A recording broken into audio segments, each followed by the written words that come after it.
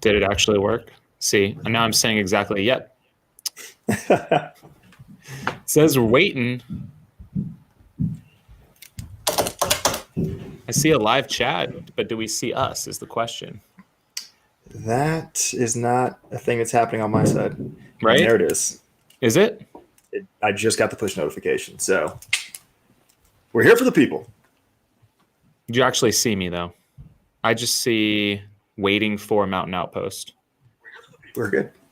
You hear me? Yeah, we're live, buddy. All right. I just see waiting for Mountain Outpost. And now I have you on Echo. Sweet. You hear me? Is it still going to be going through? Did you turn it off? And now I have you on Echo. Sweet. Is it still going to be going through?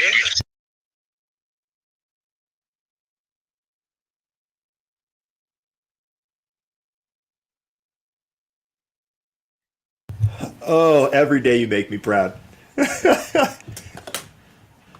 See, now you have to unmute yourself so that we can hear you again. 2020. We've been on Zoom and webinar so we can hear you again. You gotta mute. Oh, you know what this was? 2020. We've been on Zoom and webinar so we can hear you again. You gotta mute. Oh, you know what this was? 2020. Are we good now? I'm sorry, wait. How long have we been drinking already? When did we start? Was it 5 p.m.? So now loud it's 7 o'clock. Your headphones were so loud you could not hear your phone. No, I couldn't. It must be the noise canceling ones or something, right? Oh boy. Cool. Oh, yeah, man. We're back. That was great. We're doing so good. Oh man. Episode 4. Episode 4 is off to a raging start. And second, okay, people are loving the echo in the comments. That's great. I must say, in true holiday fashion, one of my favorite holiday songs from, I think it's Anna Gasteyer. It's a song called Sugar and Booze, and that pretty much sums up how this whole podcast has now started. So good, but we're back. Yeah, we're back. And if anyone knows anything about podcasting or live YouTube video or OBS, please help us help you. Something like that. And I think if I have a delay again, I'm going to be mad. I probably do. Hey, listen, we're all lagging. We're just trying to get through 2020. We're all just dragging. It's fine. Oh dear. All right. So we're back. Podcast 4, pod 4. I kind of forgot, like maybe there's viewers here that don't really know us that well. Is that possible? Maybe we should start off by introducing who we are and why we're doing this. I'm Jamil Curry, and owner of Air Viper Running, and I guess co-star to Mountain Outpost. Now it's like on to you. Yes, and I am Skylar Hall, aka Skizzle Fresh, aka DJ Skizzle Fresh, aka Renaissance Man, Master of None.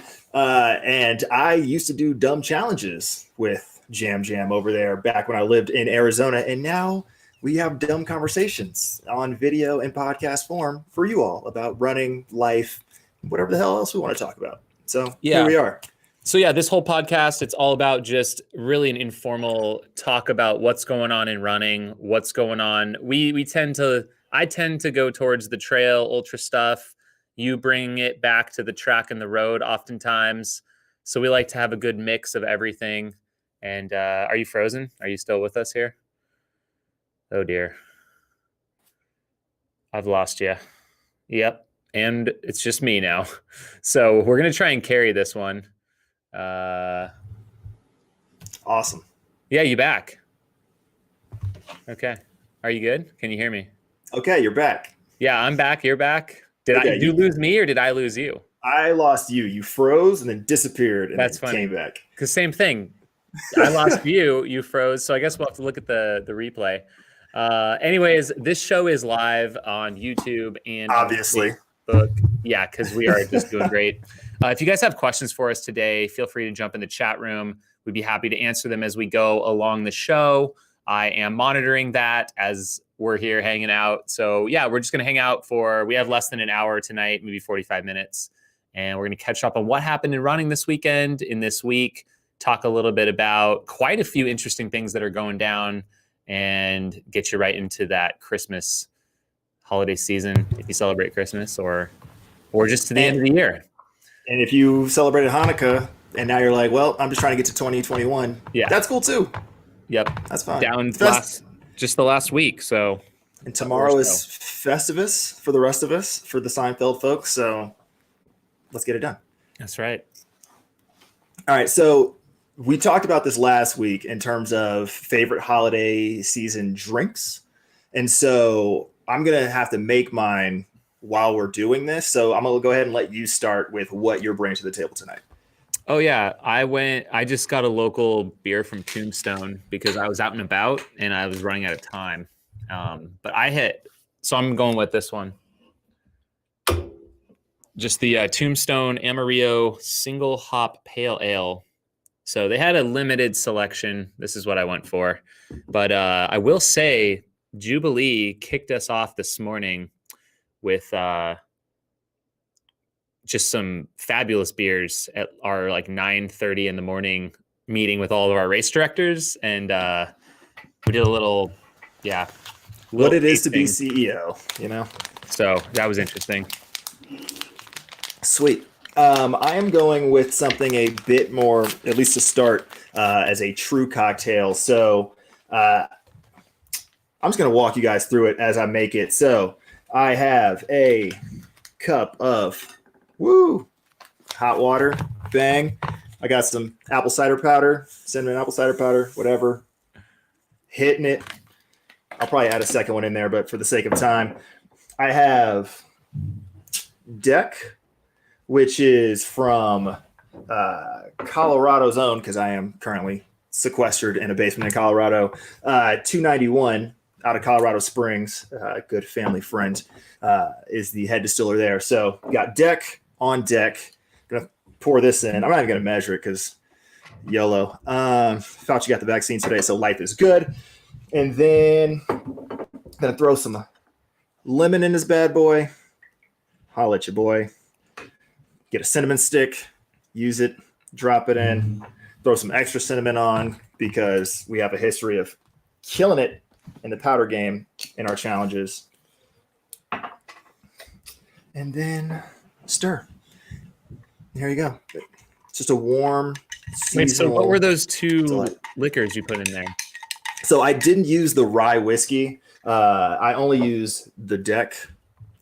That's whiskey. Which is it's like a liqueur. Oh, okay. It's a citrus clove liqueur. Nice. It's just made from 291, which specializes in whiskeys. They won best rye whiskey in the world like 2 years ago or something like that. So I trust them, and I trust Deck, and I trust this drink, and I don't trust myself about what's going to happen for the rest of this podcast. So cheers, sir. Let's cheers. Get into it.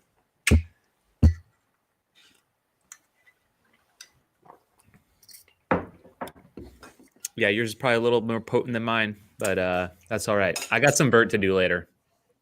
I don't.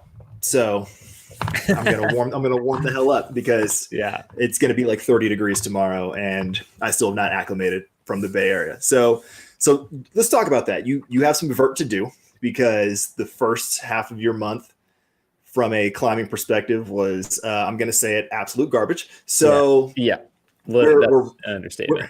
I know we're wrapping up Merry Vertmas, and so where are you at with Merry Vertmas, and how are you feeling? Let's also talk about that because you are still kind of coming back from injury. So how's the body responding after? We kicked this whole thing off, this podcast, at the beginning of the month, and both participating in a couple virtual challenges to catch you guys up. So Merry Vertmas is like ending. We have four more days. 22nd, 23rd, 24th, 25th, 4 days technically. You can run on the 25th if you want to get in some last minute vert. That is the official ending of it. And it's climb as many feet as you can in 25 days. And then we're also doing, is it the ERS challenge? ERS events, Ascend to 2021, which so is a team challenge. Team challenge going on. There's 3 of us. I noticed with my run last night, I surpassed Nate by 4 feet. Yep. I don't know if you guys talked about that today, but we did not. He has not noticed. I'm waiting for him to text me about it. You know, Yeah. He's admittedly sort of run flat or significantly flatter for the past probably 5 or 6 days. And he's texting me about that. So I'm waiting for the realization to set in that he is, in fact, now bringing the team down. Yeah. So as long as I get after it and get on the treadmill tonight, which I very much should, I'll bury him and put him in the past. So we'll see. I'm just barely, if he got out there today, he definitely pulled back ahead. So we'll see. So yeah, I just barely kicked off my training like 2 days ago. I'm feeling pretty good. The treadmill, it's a shock to the system, like the incline trainer. So I was talking to Lisa Moore a bunch because she is leading the Mary Vertmas right now, and she has like 340,000 feet of climb, I think, in 22 days, which is absolutely, I don't even understand it. But yeah, she'll spend like 3 hours or 4 hours a day just climbing on her treadmill. And like she gave me this whole chart. Oh, what's that? I was going to say, so I pulled up the stats. She is currently at 342,082 feet of gain since December 1st, a total run time of 2 days, 23 hours, 25 minutes, and 39 seconds, which is not the most time on feet, I will say. Second place, Chrissy, has over 3 days totally clocked, but Lisa Moore is just smashing the competition at this point. That's a lot of time. As you were saying. Yeah. Yeah, she gave me a whole chart of like, if you do this, like this many, this incline percentage in this amount of time at this pace, how many feet you'll get. Does that make sense? Or like per hour, I think it was what it was. So it would be, yeah, like at what speed and then at what incline, how many feet you'll get if you do 1 hour's worth of work. And I don't know, she's putting up some insane numbers. I can't match it right now. You got to be in some pretty good shape if you can throw out 340,000 feet of climbing in 3 weeks. It's 100,000 feet a week. This just like, I've never heard of it before. Never heard of someone doing that much vert. I mean, I think I am like at 199,000 for the year, the whole year. Yeah, I'm at 106. 140,000 more in 3 weeks. What? So anyways, I'm trying to like channel some of that motivation. But I did I did 3 runs in the last 2 days and got 10,000 feet of climbing so far. So I feel it's a good start, but it's like, yeah, I have to like put it down to like 2 miles an hour and just hike for like 20 minutes. And then, okay, now let's like bump it back up to 3 miles an hour. I'm sure it just takes time to get used to it. Oh yeah. Which is true for all training and new stress and stimuli. So makes sense. In terms of the team challenge, because we're so far, both of us individually, so far down on the Vertmas leaderboard. I don't even want to talk about that. But for the team challenge, we, with your new resurgence the past couple of days, have moved up into 12th place. We were at 17th before you started running again. So just in the 2 days alone, we've already bumped up 5 spots, which is great. We're about, I believe, 13,000 feet behind 10th place, which is basically my minimum goal as for us as a team. But the top 3 teams all have over 200,000 feet cumulatively, and we have, I think it's like 64,000. So we're probably not going to slide to the top 3, but I think we can make a respectable run at top 10. I've got like 10 days left. Yeah. I mean, I feel like, I don't know. I'm not even going to put a number out there. We'll just see what I can do.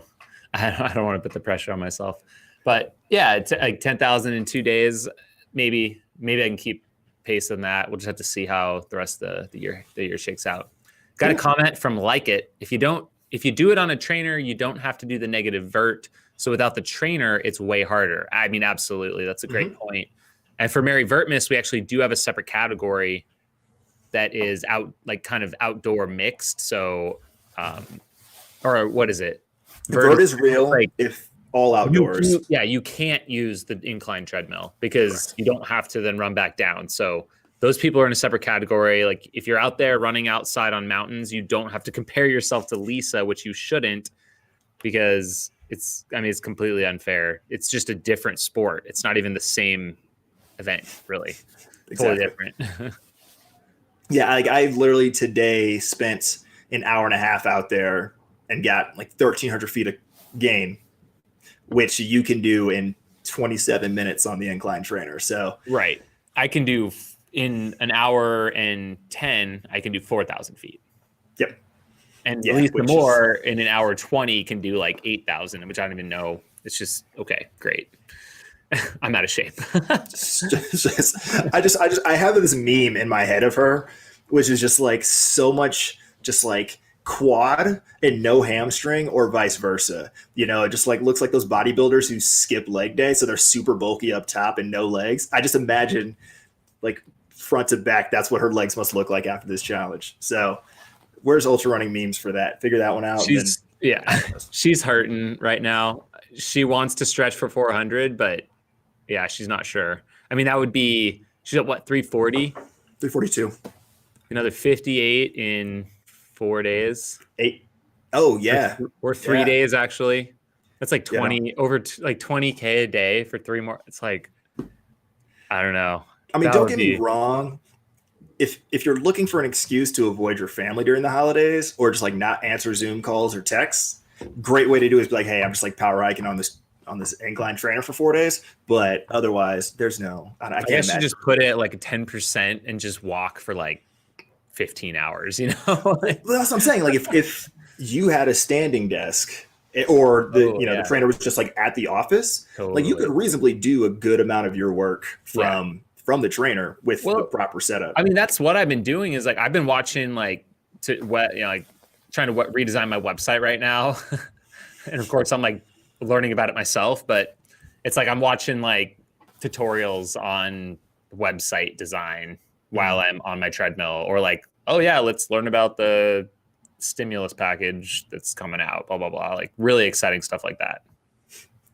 Yeah. Business owner. Woo! Anyways, let's talk about some fun running stuff that's going down that's not related to what we're doing. What else you got? What happened this weekend? All right. So if you were listening to last week's episode, we did a bit of a marathon project preview. If you missed that episode and somehow we're just like in a bunker for the last week, the marathon project went down in Chandler, Arizona. Basically 50 women and 50 men on a closed, super flat course, 6 loops around a 4.26 mile, just a horseshoe course with a 500 meter in and out to the course. And we saw some pretty ridiculous times, as expected. I'll start with the men's side. And if you haven't figured out what's happening at this point, spoilers all over this piece, but you should have known because that was literally 2 days ago. Marty Haher from the Reebok Boston training group ran a 2:08:59 for the win on the men's side. The kid, he's like 4 years younger than me, but he is father of 2 in med school in his 4th year, doing like an ICU stint as he's training for, I guess he's doing his clinicals before he goes into residency in the COVID ward, and then hops the flight and races this event and crushes the field with just a strong surge after like 21, 22 miles. So 2:08:59 for the win. Your boy, I will say spirit animal, Noah Droddy. Yes. Yep. Come through second place, huge PR. His PR going in was 2:11:42. He runs 2:09:09 in this. So knocks off over 2 minutes, pulls a full Kyle Patari. As soon as he crosses the finish line, just projectile vomits on the ground. It was awesome. It looked like just like Teenage Mutant Ninja Turtle fluids. It was dope. Colin Binney, another youngster, also out of Syracuse and also out of the Reebok Boston group, was 3rd place, 2:09:38. 4th place, Scott Fauble. 5th, Ian Butler, who dropped. Ian Butler's story is crazy because his PR going in was 2:16:26. He runs a 2:09:45. He PRs in the half marathon at the split by nearly a minute, and then holds on to take, was that 6th place?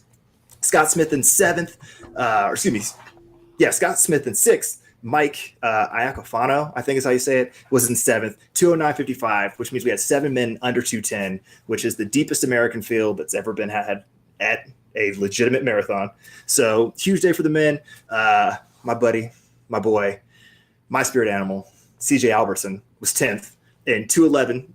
So didn't quite match what he had done on the treadmill. He said he had a C sort of day out there. So I'm sure we'll hear about more about what happened with that. And then I also want to shout out Ben Preissner, who I didn't realize this going into the race. He finished 8th place with the 2:10.17. The Canadian Olympic trials, only the winner goes to the Olympics, and then they just choose. The Olympic Committee chooses the other 2 they send. So this race, the Marathon Project, ended up being this like de facto Canadian Olympic trials redux between him and Cam Levins. So by him running 2:10.17 for 8th place, he probably secured his spot in the 2021, I guess we're calling them, Tokyo Olympics with this performance. So shout out to him, also making a huge jump and running that 2:10. So men's side, it was bananas. If you watched the live stream or you saw any of the clips on IG, huge pack, and then it was just balls just all over the place for the last 6 miles. Women's side, a little bit more predictable. Sarah Hall did go out at American record pace, split, what was it, like 64-30? No, excuse me, 69-30. That's how math works, through the first half. But surprisingly with her was Kellen Taylor from Hoka NAZ Elite. Kellen faded. She did what many of us age group folks have done, which is go out too hard in hopes that you can hang, and then just like the big rig on the back half. So she held on for third, still ran 2:25.22. Kira D'Amato passed her by running she had a massive PR. Properly smart 2:22.56, PR'd by over 11 minutes. Her previous PR was 2:34.24. Kira D'Amato's also just had like a ridiculous year, right? She ran that 51:23 10-mile American record. She ran a 68:57 half marathon PR and a 15:08 5K PR at the age of 37 as a full-time realtor with kids. So wow, making us all look bad and hitting her high point. And so now she's going to get ready for the 10K for Tokyo and see if she can qualify. So huge congrats to her. She's basically won quarantine 2020 running.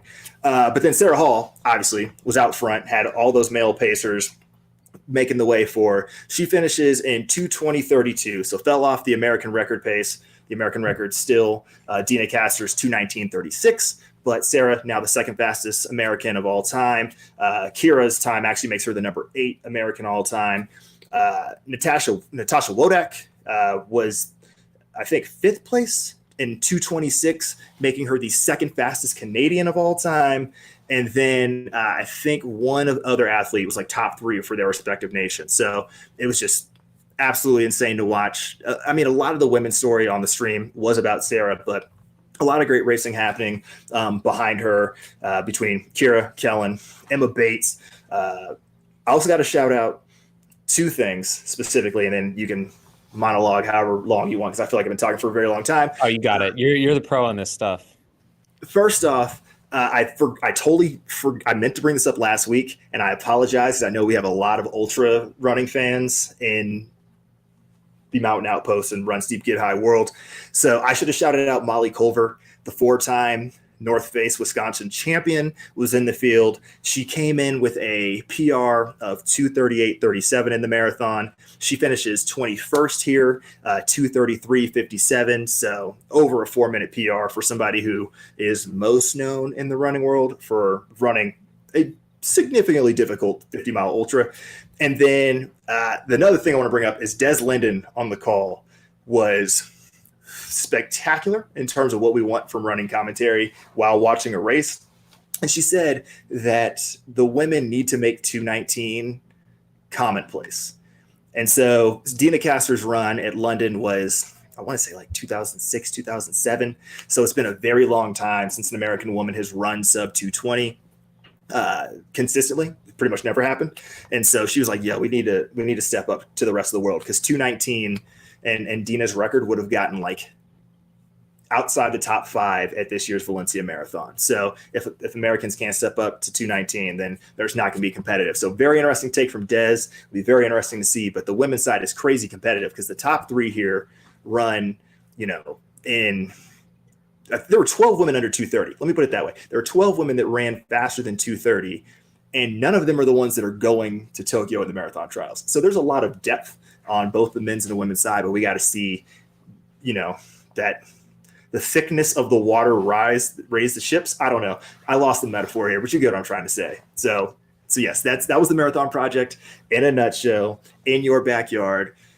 Speak on it.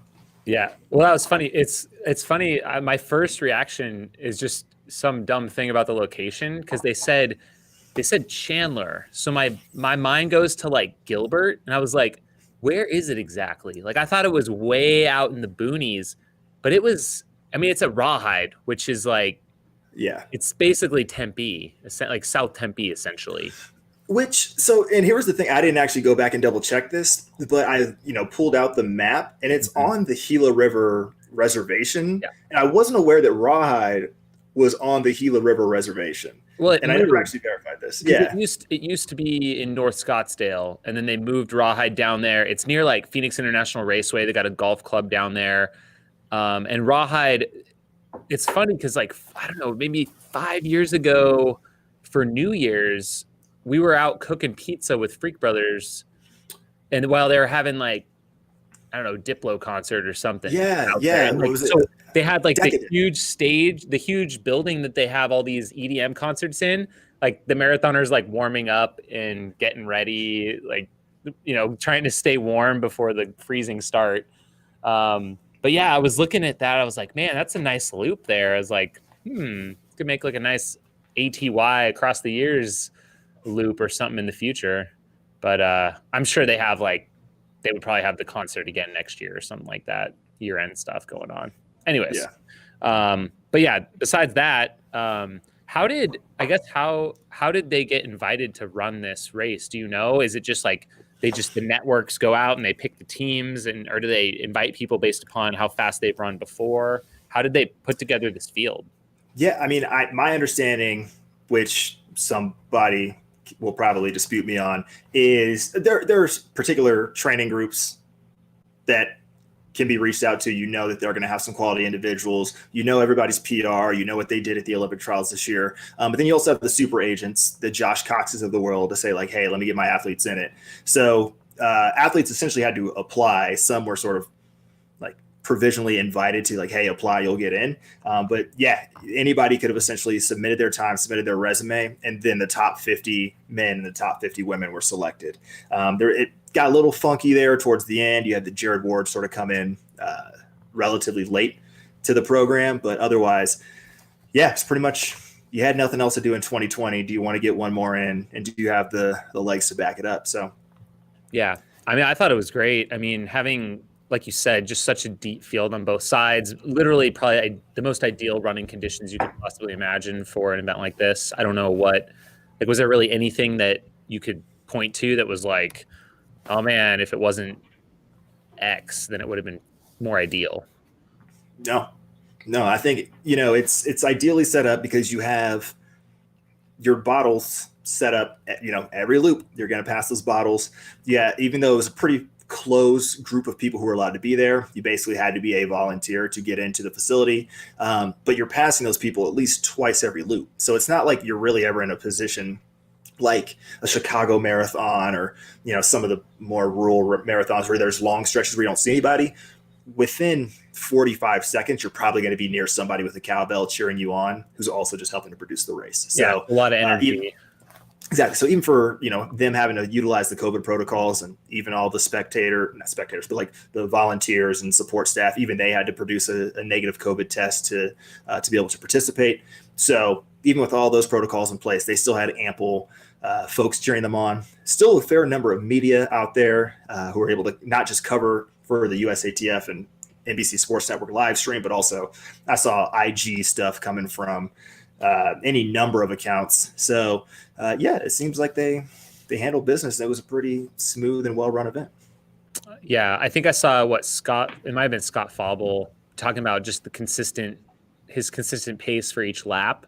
And that probably helps too. Just like, you know what to expect. You kind of know like, okay, I'm going to hit this pace at this lamppost or whatever, or this turn. And it can kind of keep you on track if you have those short little loops when you're doing a race like this. Yeah. Just like, I mean, my brother at the Solstice just knocking off those like, 1 or 2:05 laps like every single time. We do have quite a few comments now. So we kind of like, skipped over a few of those. That's cool. We'll bring them in. That's what it's here for. In case we didn't make that explicitly clear, if you are watching us live, please feel free to drop comments and questions in the chat. I mean, if you're watching this after the fact, then we'll figure out how to. We got a whole 36 people viewing. There was even a comment about the number of viewers, so we'll get to that here. Brian Aaliyah, I think, is our super fan right now. He's got the most in the chat room. Did you see the eggnog mile world record video? I was unaware that this happened. So same guy that has the beer mile American record. Is that okay?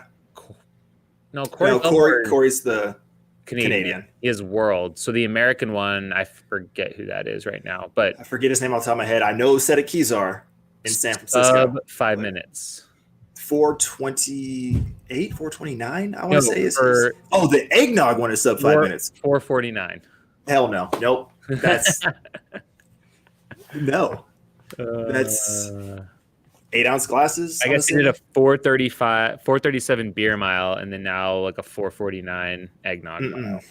No, I will say eggnog should theoretically be easier to chug because it's not carbonated. Sure, but the dairy ramifications on your stomach are not good. Brian also chimes in. He says the Chandler course was soft, like in Dubai. They probably won't run that fast again on a major marathon course. Impressive, but the top East Africans would run sub 2:04.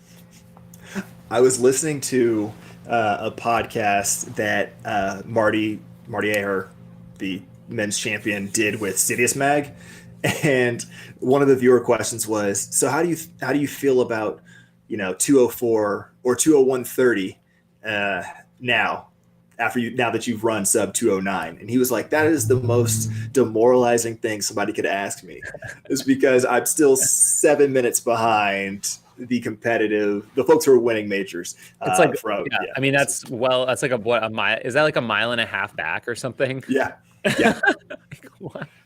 That's messed up. That is messed up. That's crazy. But yes, I mean, understandable. It's all relative. The fact that, we now, and I don't know, like this doesn't happen in the ultra world so much because we don't focus on times as much, but there is something psychological about finally getting through a barrier the first time and then being like, okay, I've done this. And it becomes consistently easier to continue to clear that bar after that fact. It's just, you keep, bumping up against it, you clear it, then you're good to go. So now with all these dudes that are sub 210, maybe we start seeing this consistent elevation. It might be a little bit until we see them winning world majors, but at least if we can start seeing consistent men in the top 10 at majors from the United States, that's going to be beneficial to the running, like fans of the sport. It's going to be beneficial to them staying invested. It's going to be beneficial to trying to get more folks who might be on the fence, might still be dabbling on the track, might be ultra minded, might leave college and still be trying to dabble in short distances. It might bring some money in. There are opportunities to hopefully build the sport in America as a result of the depth that we've now displayed, both on the men's side and then what we've consistently been seeing on the women's side since, Shalane and everything that's happened really since like 2015 on the women's side. Cool. Brian, in my opinion. Yeah. Brian Aaliyah, he's saying it's unacceptable. There's only 29 people in this chat room or this viewing this right now. So we agree. We are Skylar's doing great promotion for this podcast. And I'm doing crap promotion for this podcast because half the time I'm like, I hope we can pull it together and make it happen. So we're getting there. We made it happen 2 times in a row, live, coming at you. So that's legit. So Brian also saying this would have been perfect conditions or course for Jim to come through and set a load time. So What do you think about Yeah. that? Would it have been a fun thing to have Jim? I think Jim was there, wasn't he? I don't know if he was there. It wouldn't surprise me if he was, because I think Kirsch was definitely there taking photos I as think I might media. have saw Jim posting about it. Like it would make sense because there's definitely a lot of Hoka guys there and Flagstaff guys. So just Mhm. like moral support, it would make Yeah. sense to come down for it. No, I mean, and he can also sort of see his family on the drive, so double win for him. Yeah. But I Jim's got different goals right now. I will say his conversation with Dylan Bowman on Dylan's podcast, The Well, which Dylan's a friend, and so if you haven't checked that out, it's a good long form interview. We'll But just only promote our friends on this show. So pretty much, yeah. cool. Cool. People we actually enjoy, both in real life and in media form. So he had a conversation with Dylan talking about sort of what's on the horizon and sort of what goes into his training. And so I don't see him doing another marathon buildup anytime soon, because it almost looks too similar to Comrades. And so there wouldn't be anything like unique to him doing it. Like he'd really work on his top end speed, but it would stack too cleanly. And so I think that it doesn't, I don't think, and you'd have to ask Jim, but I don't think it would excite him in the same way as it did for Atlanta, trying to do that and then get ready for. What is he gearing up for this next year? I would assume Comrades has to be the next thing. But, with Atlanta and then like Hard Rock was that whole thing, there was so much happening that he was training for Hilly, like crazy speed, and then also Comrades. This sort of thing is just like a flat track workout for him, and it wouldn't have the same appeal. It wouldn't diversify his bonds in the way that I think would get him out of bed in the morning. So we'll see. I could be totally wrong, but that's my hunch. I'm sure he'll do it again at some point just to prove the haters wrong. But yeah, but Jim better than I do, so hit him on the text and maybe we'll have a scoop. Yeah, I haven't touched base with them in a minute, so who knows? Comment from Like It. In running, it's always about the best time and not about the placement in the race. Could the race not be more interesting and strategic if it was be more like in cycling? But is that true? Like, I feel like it just depends on the race. Like sometimes guys are racing for the win, and sometimes they're racing just, I want to run the fastest time. Yeah, I mean, we saw it to some degree in this event. Like the women's side was essentially a straight up time trial. Like Sarah went off the front and people were with 4 pacers and Kellen went with her. Like, I'm not going to let her just have this. And so that is sort of the time trial element. And then you have the men's side where you had 16 guys go through the half marathon together at 64:30. And if they are actively racing, they will have a fast time. But we see this play out a lot on the track as well, where you get to these championship races and nobody ever PRs, nobody ever runs a respectable time. If you get to a national championships or an Olympic qualifier or Olympic trials, they rarely run the Olympic qualifier because it becomes so tactical. So it goes both ways. Like at the end of the day, when we talk about somebody's running career, not in the ultra world, so like in the shorter stuff, we will talk about PRs. Like we could talk about if you've won a world major, like they won Boston, they won New York, and their PR was X. So the time does ultimately matter. The contract bonuses, I think, go both ways. There are some for times, there are some for placings. You can hopefully double dip, but it depends. You don't want 35 dudes or 50 women coming through 40K all together, and then we make it a 2K sprint in a marathon. It would be entertaining, but it would be such a cluster that it can cut both ways. Could be great, could be horrible. Yeah, I love seeing the fast times for some of these things, or like in a 24-hour the top performance, because you can compare it across years too. I love seeing that. So it's like you're not just watching based upon who wins this one time, but it's watching how do they compare all time. That's exciting, I think. I mean, don't get me wrong. Like I've been in ultras where nobody's been around me and I still kicked at the finish. There's something for a good kick finish. There's something for, just trying to put your best effort out there. But it really just depends on the venue, the event, and the day. If it's better to have a tactical race, or if it's better to watch them just go just all out and then hold on for dear life. We had just a random off-topic thing, but talking about tracking age group records at Aravaipa Majors events. So like there was a 62-year-old that ran sub 20 hours at Javelina. It says it'd keep him more interested in the sport if we were able to like highlight those. I think that's kind of cool.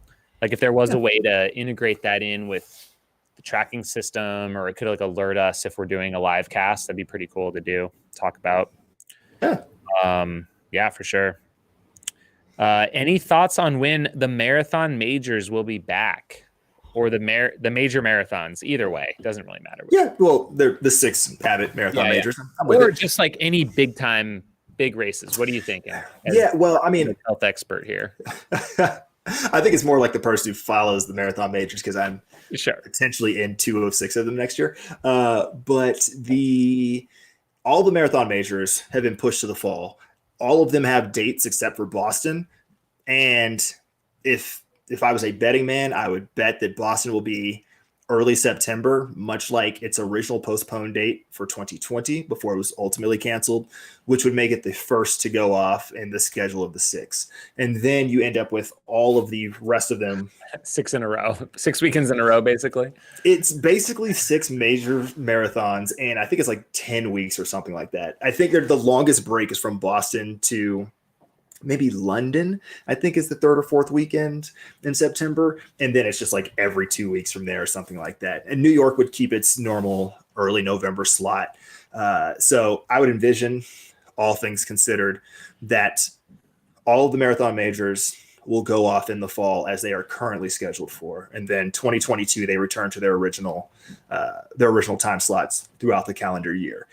In terms of the first like major marathon to go off, I think every major event that I've seen, I mean that in the sort of global major event, any large scale event has already reduced their capacity for 2021 because they just don't even want to deal with what capacity limits are going to look like from their local jurisdictions. So like Grandma's will probably be the first marathon off the top of my head that would be fast and significant and would draw a crowd.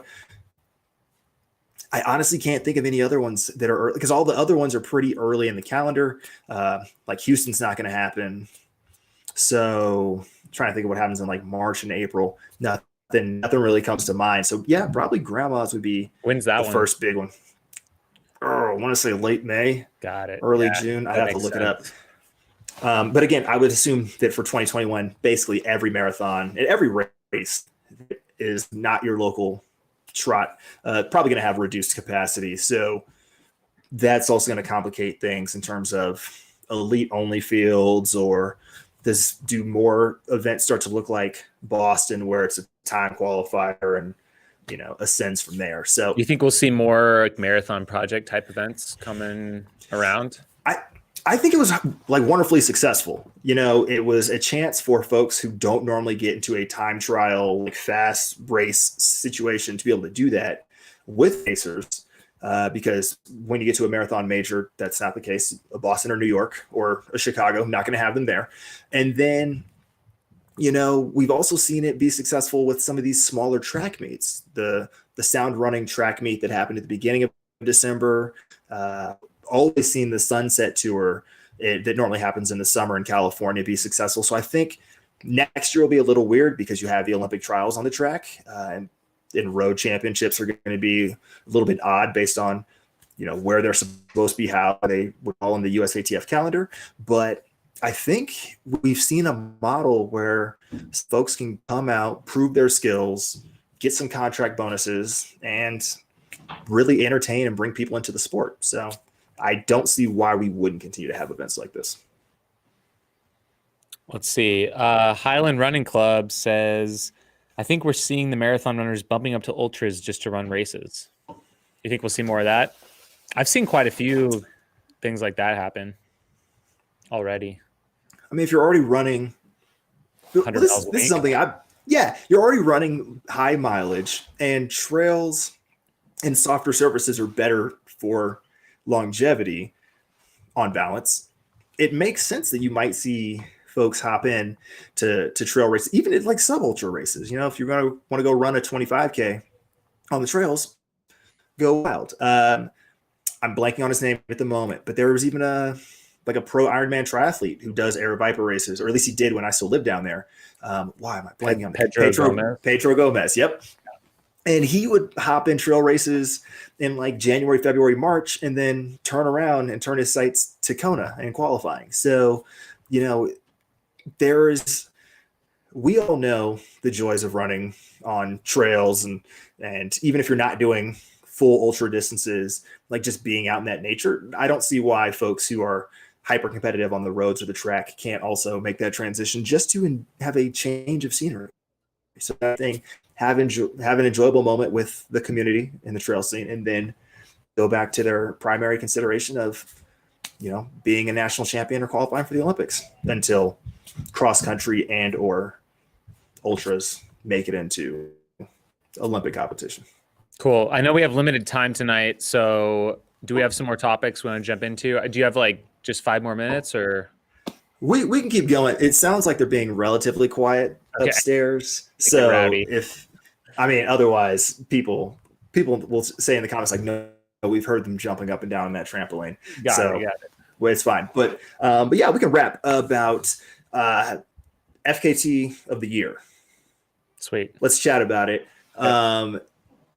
I know we talked a little bit about what it entails during last week's episode, but voting closes tomorrow and winners start getting announced on January 1st on, was it Ultra Running Mag? So can you give a little bit of a background on what this is, how it plays into, how it's different in 2020? And we can start walking through some of the men and women's performances so the folks know what to look for as stories start rolling out next week. Yeah. So basically, like I am full disclosure, I'm one of the voters, which is pretty awesome. Excited about that. Buzz Burrell information. Yeah, Buzz Burrell is setting this up, and like some of the guidelines they're telling us. I'm not going to give away anything here. It's totally fine. It's our pod. We can do whatever we want here. The main consideration they're saying is what on the list inspires you. So me as the voter, what out of this FKT list? It's hard to compare the 5 of, like, I don't know why I said 5 because someone commented something top 5. Anyways, I don't know what's going on. Like what inspires you? It's not like there's maybe a favorite person or favorite route. It's like what inspires me the most out of this list, because they're so varied. I mean, there's FKTs that are like a couple hours long. There's FKTs that are weeks long, days long. It's such a varied thing that's going on. There's such a variance. So really, it's kind of up to me how I want to vote based upon what I think inspires me the most. Let's see, what are some other things? Some things to think about with FKTs is some are supported, some are unsupported. So, but also sometimes a certain supported record might be more impressive or inspiring than an unsupported one, or vice versa. Who knows? Or longer, shorter. What's better? How do I objectively compare these? Well, that's why it's what inspires me most. So, basically, let's maybe go through some of the nominations. Let's do it. You want to start on the women's side? Sure. Okay. Do you want to just do you want to just like talk about some that jump out at you, or what do you want to do? There's like 20 of them, so I don't know if we want to like just rattle them all off. What do you think? Okay, so here's what I will do. I will say, I was going to say artist, runner, the route, the stats, or like the duration, and then supported, unsupported, just so folks have a understanding of the breadth of performances that we're talking about, and then we can rattle off some that jump out to us individually. Cool. Yep. All right. So I'm going to take this in no particular order. So we have Casey Lichtig, the Wabash Trace Nature Trail in Iowa, 20 hours, 6 minutes and 2 seconds. It's 126 mile, 3,000 foot gain course. And she did that supported. You got Brittany Peterson's Superior Hiking Trail out in Minnesota, 310 miles, 43,000 feet of gain, 4 days, 9 hours, 27 minutes supported. Candace Burt and the Tahoe Rim Trail, that whole loop around Lake Tahoe, 2 days, 12 hours, 47 minutes, 34 seconds, 171 miles and 31,000 feet. She did that unsupported. You've got Corinne Malcolm, who also did the TRT, supported fashion. So unlike Candace, who did it unsupported, did it in 1 day, 20 hours, 51 minutes, 25 seconds. You have Sarah Hansel for the Nolan's 14. She did it northbound, 100 miles, 42,000 feet of gain. Isn't Nolan's 14 like the average elevation is like 12,000 feet for the entire thing or something wild? She did it in 2 days, 9 hours, 43 minutes. Sarah Burke up Mount Shasta in 2 hours, 55, 46. That's a 4 mile route, but it's 6,300 climbing, and like half of it, if not more, is like complete scree. You've got Brittany Carbonneau, the Maroon Bells 4 passes loop in Colorado, 5 hours, 18 minutes for the 27 miles, 7,800 foot loop, which I think is another one of those. It's like above 11,000, 12,000 feet for most all of it. Kelly Halpin, Wind River High Route, 2 days, 11 hours and 37 minutes for 97 miles and 30,000 feet of elevation. Michaela Osler, the Colorado Trail, 10 days, 12 hours, 36 minutes, self-supported. All the other ones that I had previously mentioned were unsupported. She did that completely self-supported, 485 miles and 90,000 feet of gain. Alyssa Godsky, the Adirondack 46 High Peaks, 30 days, 16 hours, 16 minutes, the second fastest overall time ever, either gender. Britta Clark with the she when she put it on Strava, it was the Pimmy FKT. I think the whole Pimmy loop. It's like Pimmy Gawasset, I think is the actual full thing. So it's a 28.7 mile, 9,100 foot loop. She did that unsupported in 6 hours, 31 minutes. Caitlin Gerben on the Wonderland Trail, which we saw a lot of action on this year, 93 miles and 24,000 feet of gain. She did that supported in 18 hours, 42 minutes, basically. Jess Marion on the Presidential Traverse, unsupported, 4 hours, 35 minutes, 47 seconds for the 18 mile, 8,500 foot course. Madeline Gould, also on the Superior Hiking Trail. She did that unsupported in 7 days, 3 hours and 22 minutes. So 3 days longer than Britt Peterson, but she did that completely solo on her own. Finally, all on 14 supported, 2 days, 49 minutes. So again, absolute crushers on Nolan's 14. It went down, 5 times on the women's side over the course of this year. And to reclaim it. Yeah, it was just bananas. I mean, 2020 was a weird year. You had Ann Lang on the Sheltowee Trace Trail, 8 days, 9 hours, 47 minutes for the 341 mile point to point with 41,000 feet of climbing completely supported. She was the first woman to set that FKT, but it's an FKT that keeps growing each year because they keep adding new sections of the trail. So good problems to have, I guess, if you like running outside in Kentucky.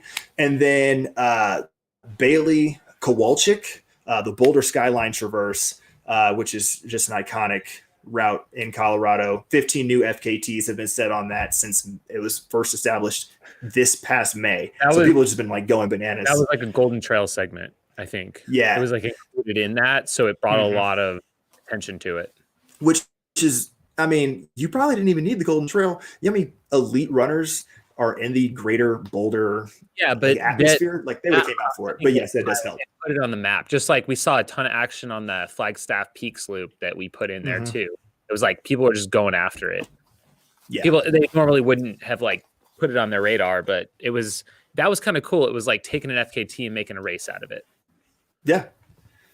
No, that was definitely got some attention for this FKT. And she ran it in supported style in 3 hours, 10 minutes, and 20 seconds.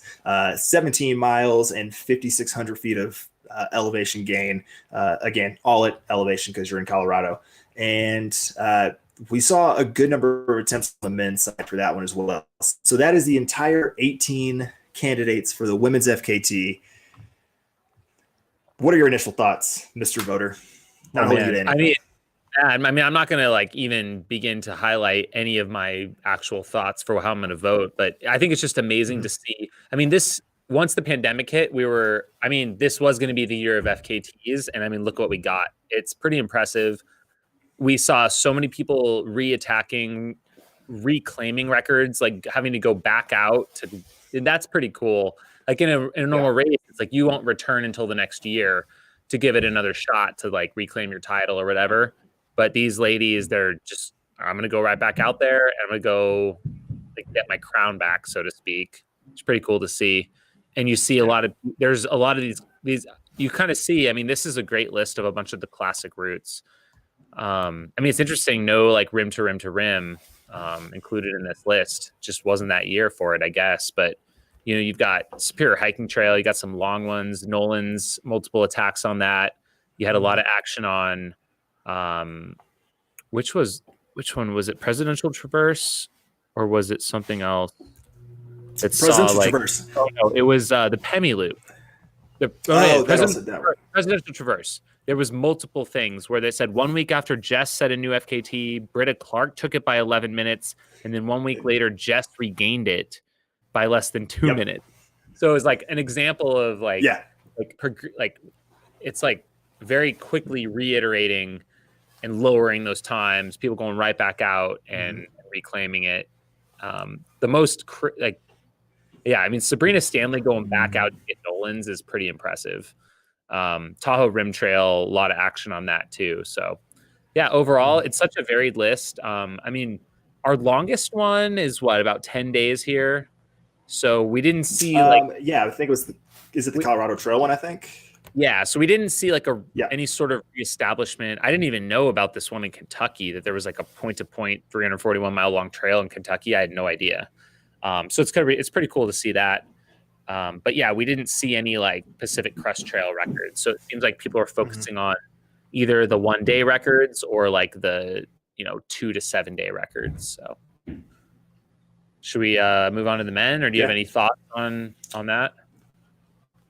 I mean, I think a lot of my thoughts are in line with yours. I was incredibly impressed with the number of folks who went out and went to reestablish. They had the FKT, lost it, and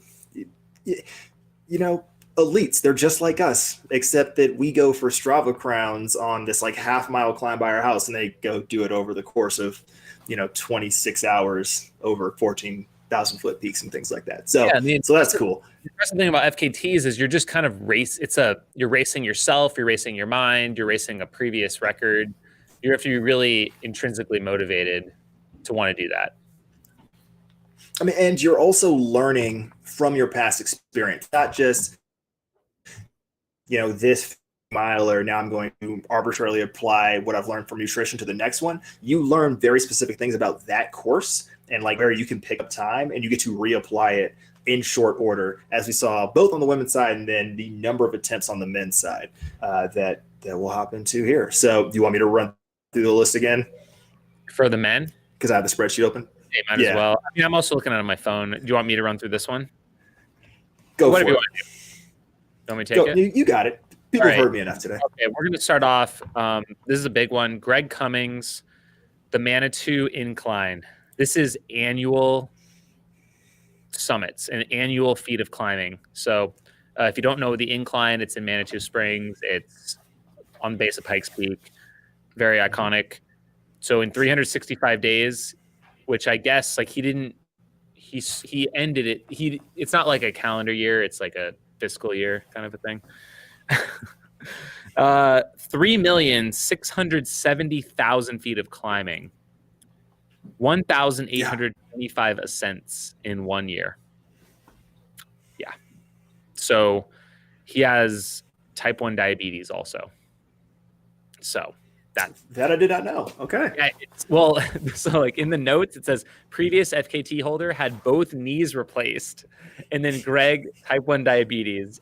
Yeah. And he's 62 years old. I think he spent about 10 hours a day on the mountain doing this record. So it would make sense. Like I've run it once. There's a video about it on the channel, and I was dead after a like half an hour climb. And that was just one ascent. And to think that he was doing what, dozens a day? Like, that's absurd. Yeah, I can't imagine that, because you got to think, is that like a day basically? It's not in good weather situations. Like, it snows in Colorado Springs. Yeah, it is wildly hot on the face of that climb in the summer. So he went through some pretty arduous stuff. Yeah, I mean, that thing's snow covered for months out of the year. Absolutely. With like, probably low daylight and whatnot. So Alex King, Mount Hood, which is a circumference round trip, 2 hours, 9 minutes. Oh no, this must be an ascent. Sorry. There's probably also a circumference. This is just the round trip up and down, 2 hours, 9 minutes, 6.79 miles, unsupported. Joe McConney, long trail, 4 days, 23 hours, 65,000 feet of climb, 273 miles, self-supported, point to point, a day faster than unsupported, and 11 hours faster than supported. Wait, so self-supported. That means that's like an additional step above unsupported. That means he did not obtain a single thing once he started the trail other than water along the trail. So no stash points, nothing. No, just, yeah. Cody Lind, Superior Hiking Trail, 4 days, 9 hours, 27 minutes, supported record. And that was a mixed gender team with Brittany Patterson. Corey Woltering, Ice Age Trail, 21 days. There you go. 13 hours, 1,112 miles. Now we're getting to some distance here and some time on feet. Joey Campanelli, Nolan's 14. 1 day, 17 hours, northbound unsupported. That was a 5-hour record right there. We've got Adam Kimball, Tahoe Rim Trail, 1 day, 13 hours, supported, beat a Killian record on that one. We've got Will Peterson, New Hampshire 4,000 footers. That's a big thing in the Northeast, I feel like, is people climbing all these peaks above a certain altitude. So he did this in 5 days, 13 hours, 240 miles, 74,000 feet of climb. Jordan Fields on the Pemi Loop in New Hampshire, same one we talked about before. Lot of action up there in the Northeast. David Ayala, Sierra High Route. This is a part of the Pacific Crest Trail, I believe. 4 days, 3 hours, 195 miles, point to point, unsupported. And that's a Lior Pontalot record, 13 hours. If you guys don't know Lior, I haven't seen him lately or kept up with him, but he was prolific several years ago on those types of routes. Aaron Robeson, Gannett Peak in Wyoming. That's an 8 hour, 39-minute round trip of this peak to 8,100 feet, 38 miles. And that was an Anton Krupicka record in 2012. Eric Gilbertson, Rocky Mountain Slam. What is the Rocky Mountain Slam? I'm not sure what this is. This is a 60-day, 1,000-mile thing. Colorado, Wyoming, and Montana.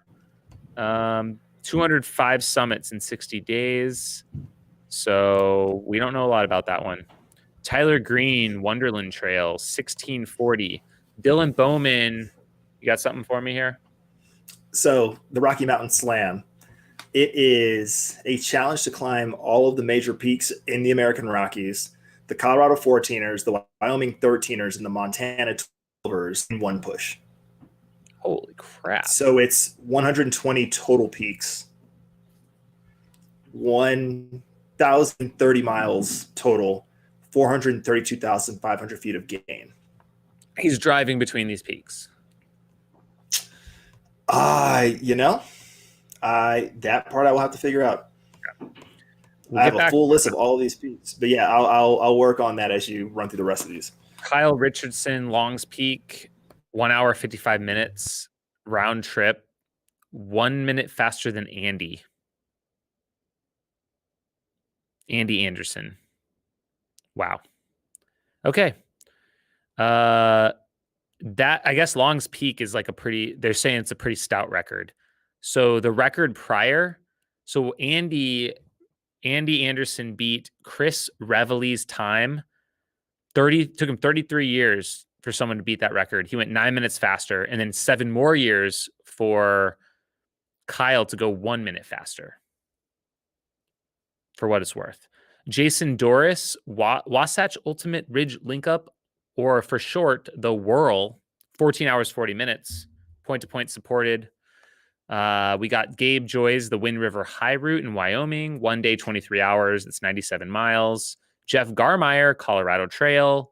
We had a couple Colorado trails. We got Jeff Garmeyer set the West to East, Collegiate East unsupported record. And then we had Michael McKnight come through and do the same thing, but supported. So Jeff did it in 9 days, 8 hours. And then we had Michael McKnight do 7 days, 13 hours. So about 2 days faster with support currently. Joseph Gray, Boulder Skyline Traverse, 2 hours, 32 minutes. No surprise there. Nope. Yeah. And then Avery. So there was actually a bit of action on the Backbone Trail just this month. So, shoot. Now I'm gonna look like a fool for not knowing his name or remembering it. It's one of my Solomon teammates. I'm gonna get crucified for this one, but anyways, he set the record.